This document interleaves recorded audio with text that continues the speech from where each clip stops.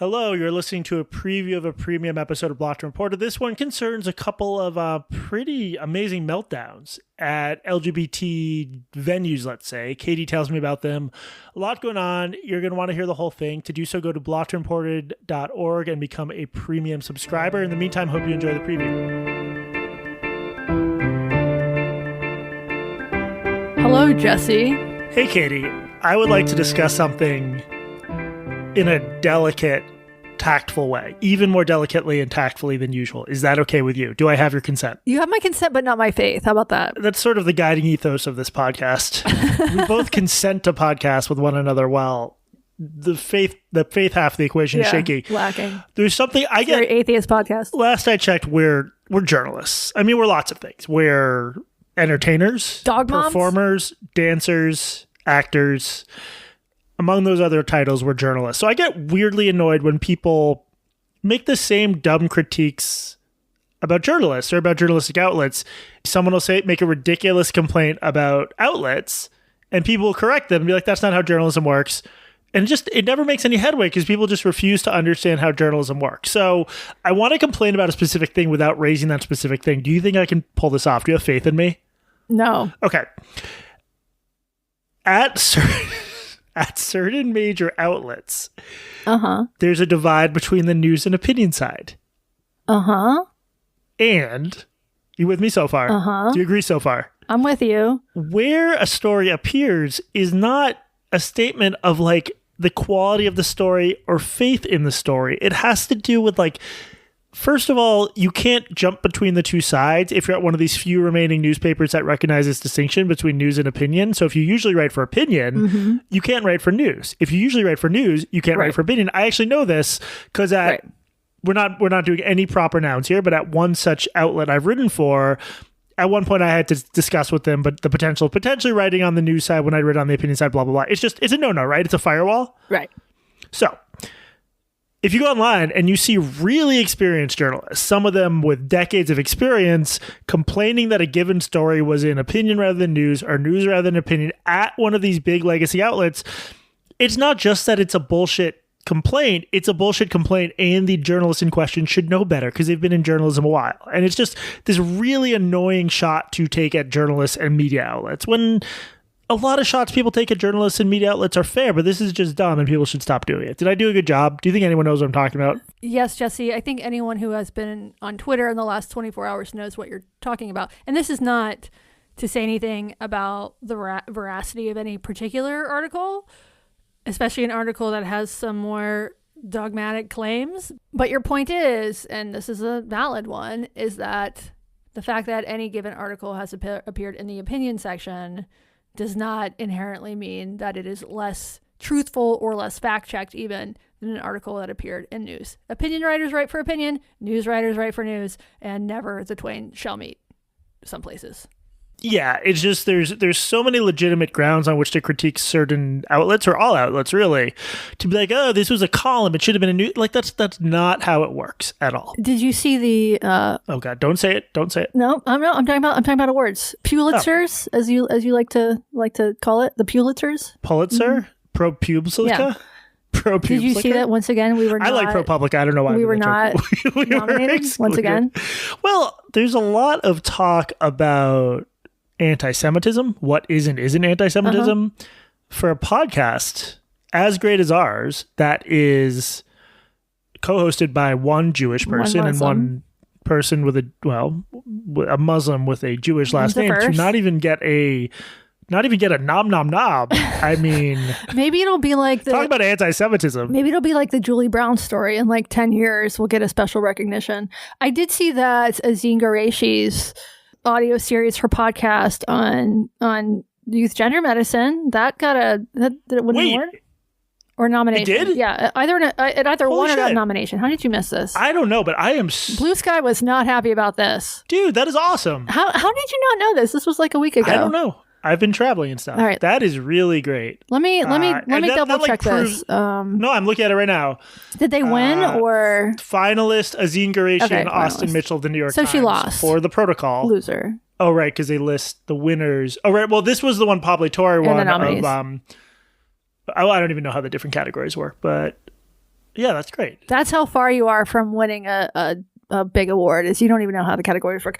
Marsha Gessen also won. M. Gessen. M. Gessen also won. And I just listened to M. Gessen's podcast on Serial, The Idiot. Have you heard it? I've heard of it. Is it good? Worst fucking podcast I've heard in so long. How so? So, all right, this is going to be, I don't want to like spoil it for anybody, but the podcast, it's called The Idiot, as I mentioned, and it's about an idiot.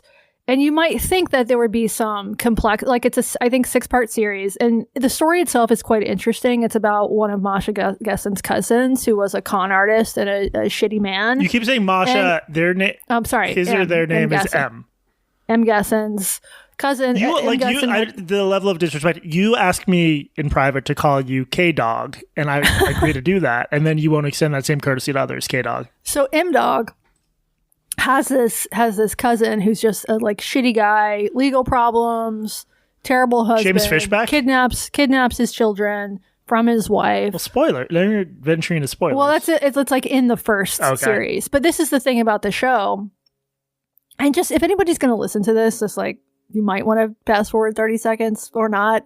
He starts out being the idiot, and then there's no complexity. There's no like, in the end, it turns out I was the idiot. There's no twist. You are told in the beginning that this man is evil, and in the end, it turns out that he's evil, and that's it. Like in the end, I thought like surely there has to be a twist. Like surely this is not this black and white. This is a story about a bad man doing a bad thing. Surely it's going to turn out that Marsha Gessen is the idiot, and it turns out that he's not the bad man. And in the end, Gessen is talking about how they're having these fantasies about getting this cousin deported after his legal problems are resolved or whatever. And then they say in the end, but I wouldn't do that because I'm not an idiot. What? So it's basically like that, the line from Dumb and Dumber, like just when I think you can't get any dumber, except the punchline is, it turns out you're still very dumb. Yeah. Like there's no twist. Okay. That's it. You know what? I expected more. I expected that would do better. I'm surprised that the Pulitzers, you say Pulitzer, I say Pulitzer. Let's call the whole thing off. I am surprised that they became so transphobic so quickly. Yeah. And I'm disappointed by that. Well, I mean, I guess giving the actual award to M. Gessen, maybe does that counteract the nomination for Azim Ghoreshi? I mean, I thought that series was well done. We discussed it. I'm not going to check Blue Sky. What I'm guessing is... Oh, they're thrilled. Another 500 people telling a journalist to kill themselves will, she'll realize the error of her ways, because the first 300 people telling you to kill yourself to do that. Okay, this has been a great intro. What are we actually talking about today on this episode of Blocked and Reported? Jesse, today... Spiritual sequel to The Idiot. Today, we've got a lot of Dyke drama. Oh, and by the way, thank you to everyone for your kind notes about my Lisp, which apparently I've always had. It was a strange sort of gaslighting recording. For folks who are not regular listeners, Katie's teeth they're transitioning to being more straight. Yeah. You got them conversion therapy, which entailed Invisalign, and Katie, through some sort of long simmering psychosis, convinced herself she suddenly had a severe lisp and was really self-conscious about it. Oh no, I have it. I can hear it. Yeah, I still can't hear it. This is like talking to a genuinely crazy person. Can you? All right, is the lisp in the room with you right now? Look at your computer for a second. Can you see my Invisalign? No, I think your teeth just look a little shinier than usual. It's invisible. It isn't. They don't call it Visalign. They sure don't. Okay, Jesse. Today we've got a show all about Dyke drama. There have been a bevy of reports on the genocide of our nation's queer bars, all of which have been taken down from the inside. And we have done many shows on queer bookstores, on anarchist cafes, anti-Zionist fast fashion, whatever. These progressive establishments that fail to thrive in part because of drama and infighting. Before we get to the news stories, we have a very past due update on a story that we did all the way back in 2022. Jesse, do you remember Doc Marie's? No. Nothing? No. Usually when you ask me if I remember something we did, there's like a faint tingling in my brain. I got nothing. So Doc Marie's was a lesbian bar in Portland. And I know Portland seems like the type of place that could support a lesbian bar or even multiple lesbian bars. But after the Egyptian Room closed in 2010, Portland has had pop-ups and lesbian dance night or queer dance nights. They wouldn't call it lesbian. an event, like one-off events or regular events. But the city was really without a dedicated lesbian bar for over a decade until Doc Marie's opened in 2022.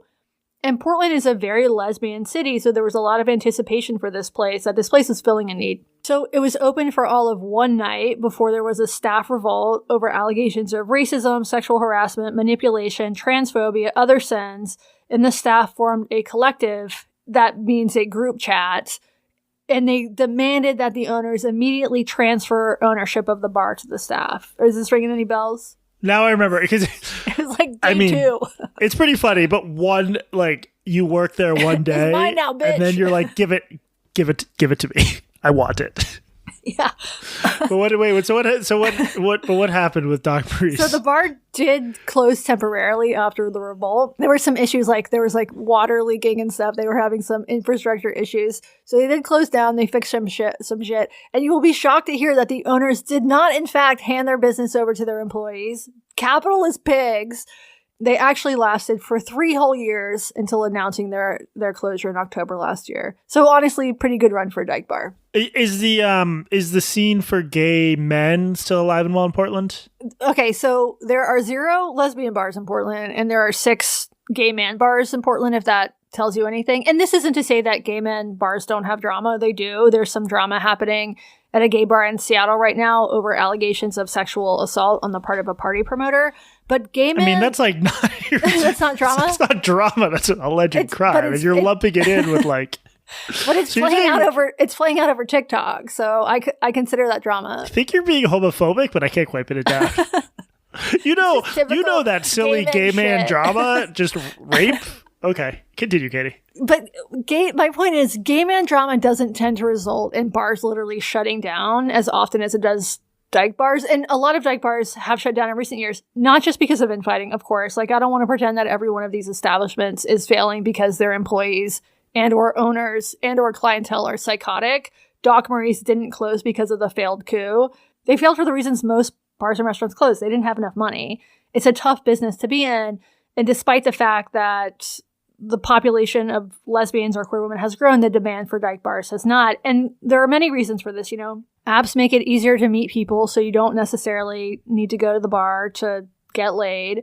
Plus, just the general acceptance of gay people has meant that these bars are just less necessary. If you can take your date to any bar in the city, you just have more options. And I've spent quite a bit of time in Dyke bars in my day, and it's rare to find one that's genuinely good. The Lex in San Francisco is good, but most are not because A, lesbians have terrible style, as a rule, no exceptions. And B, they don't have to be good. They had a built-in clientele who would go there every weekend, even if the lighting was bad and the drinks were weak and the bartenders were mean and the DJ played Pink on repeat. But with more social acceptance, there's just more competition. Well, and throughout, lesbian bars have also been the site of these controversies over, who qualifies as a woman and who's welcome there, right? Yeah, totally. The gender politics have gotten weird. So the word lesbian itself is now seen by some gender abolitionists and trans activists and non-binary scolds as problematic. So you started seeing Dyke bars rebrand as sapphic, which is somehow... What does sapphic mean exactly? It's just it's a reference to Sappho, the poet on the Greek Isle of Lesbos who was a muff diver. It's it means fucking gay. It means lesbian. That's what it means. So it's the euphemism treadmill. sapphic is somehow women loving, but not, I don't know.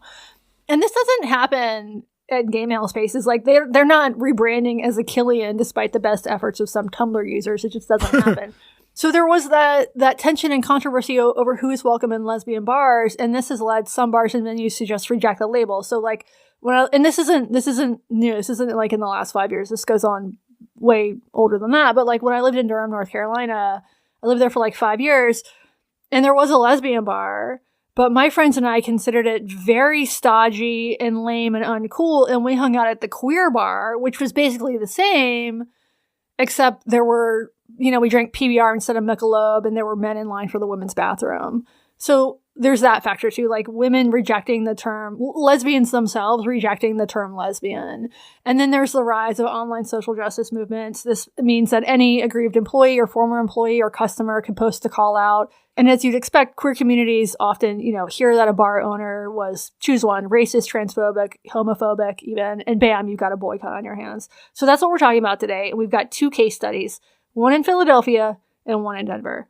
Let's start in Philly. This one came to us via a tip from a listener. This is about a new women's sports bar in Philly. So Jesse, I'm gonna ask you to read the top of this email. Philly is having another reckoning in the queer POC space right now surrounding a new bar called Marsha's, parentheses, named after Marsha P. Johnson with a huge mural of her, question mark, face on the wall inside. Okay, let's just stop right here. Why in the world would a woman's sports bar be named after Marsha P. Johnson? Was Marsha P. Johnson a volleyball player? No, Marsha P. Johnson is a trans woman of color who threw the first brick at Stonewall. Oh, it was the throwing. And throwing is an athletic act, making her the ideal icon for a lesbian sports bar. Marsha P. Johnson was, in fact, a gay man whose drag persona was Marsha P. Johnson. And years after the fact, identity has been retconned by trans activists and turned into a myth. This is like insisting that RuPaul is actually trans. He is not. Marsha P. Johnson was not at Stonewall until after the riot started. And in fact, according to the mostly gay white men who were actually there that night, the riot was sparked by a woman named Stormy De Larverie who stopped to help a stranger being roughed up by the cops, got clubbed over the head with a baton, got handcuffed and dragged toward a police van, and then shouted to the crowd, why don't you guys do something? That was the spark, according to witnesses, the people who were actually there at the time. That's what started the riot. Marsha P. Johnson didn't get there until later that night, and yet the drag queen is the face of the movement and this women's bar, not the actual woman who started the riot. Isn't that ironic? And she was black too, and this is a black club too. It's ironic. It's fucked up. What do you think? Ironic or fucked up, or neither? I mean, it's just it's been interesting how it's just like, you know the history better than I do, but it's like so important to people that a trans woman of color threw the first brick at Stonewall, and it's just sort of like the pinnacle of this bizarre sort of identitarian politics where like it's almost like a version of the noble savage thing, where it's like it couldn't be that like, boring gay white men who at the time were living like pretty marginal existences and were getting fucking beat up by cops, but because today in 2026 they're power gay white guys are fairly safe, we have to retcon it's dumb and ahistorical. All right, so continue this email. Marsha's was open just a few months ago and is a women's sports bar. They have never explicitly labeled themselves a lesbian bar, but before they opened, they were listed on the Lesbian Bar Project website's list of lesbian bars. Okay, so the Lesbian Bar Project is this thing that started a few years ago to document basically the death of lesbian bars. I think at a low point in 2020, there were like 16 lesbian bars across the country. Only 16 lesbian bars in the whole country? Yeah. And I mentioned a second ago that lesbian bars don't... A country built by lesbians like Ben Franklin? I mentioned a second ago that lesbian bars don't really call themselves lesbian bars anymore, and this includes Marsha. So look at this post from their own Instagram. Jesse, read this. Well, it says Marsha's is a queer bar. Marsha's is a queer bar, not exclusively gay or lesbian. Our space is intentionally inclusive of all LGBTQ plus identities, expressions, and experiences. We celebrate sapphic joy, trans excellence, non-binary brilliance, and the full spectrum of queerness. And there's a lot of flags below that. It'd be funny if they're like, we celebrate lesbian mediocrity. Yeah, so they've got the progress pride flag, the trans flag, the non-binary flag. I don't recognize the others. I think probably the top flag and the bottom flag, but the bottom flag is just a picture of the pillow. All right, back to the listener email, Jesse. They play women's sports, but also do show big Philly games like the Eagles and Phillies when they're on, but mostly women's sports. It is owned by a queer black woman and has been a huge hit in the neighborhood. I've been probably a dozen times already, and it's great. Has a diverse crowd, but mostly lesbians of all ages and races. They host lots of black events like Black Girl Magic events and black lesbian sports watch parties, lots of that sort of thing. All the times I've been there, I'm white. It is a super diverse crowd. I've even been on some nights where they were hosting specifically black events, and I've always had a good time. They've marketed themselves as a black, queer, woman-owned business, and I'm happy to support. Okay, so I watched some news footage from the bar's opening back in September. there was a line literally around the block. Like, people were super happy that this place was opening, tons of support from the community, and the bar seemed to be doing well. And then a couple months ago, Marsha's was raided by the local police after an anonymous tip came into 311 claiming that they were serving underage patrons and serving alcohol after hours. Marsha's posted video footage. They had surveillance cameras in the bar, or security cameras. I guess you call them security cameras, not surveillance cameras. Well, yeah. I mean, they're not surveilling their patrons, but they are, but they're not. Anyway, there's 20 cops on this call, 10 police cars. They find nothing, and then they leave. The bar was not cited, and this led to even more community support. So here's one headline from Philadelphia Gay News. Police at Marsha spark concerns recalling decades of harassment in LGBT clubs. Okay. Have you heard of Stonewall? Oh, okay. Jesse, slow down, champ. Stonewall. I'm not trying to be a dick. I don't know what happened.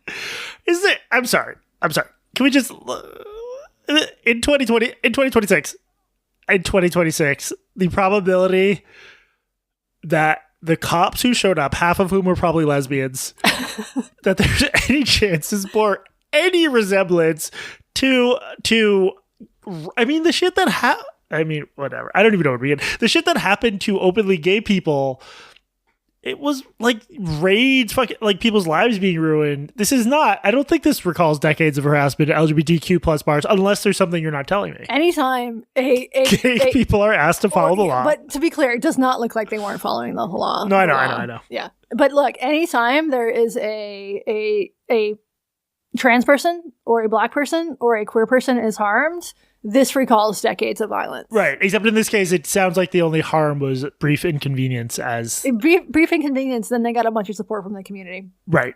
Okay. All right, let's go back to the email. A few days ago, a bartender posted a vague TikTok about being fired after racially charged events at the bar between management and staff. She's a black trans woman named Olivia and has been there. That's it, you freeloader. That's all you get if you want to hear the rest of this tale of meltdowns. That's what it's about. It's about meltdowns.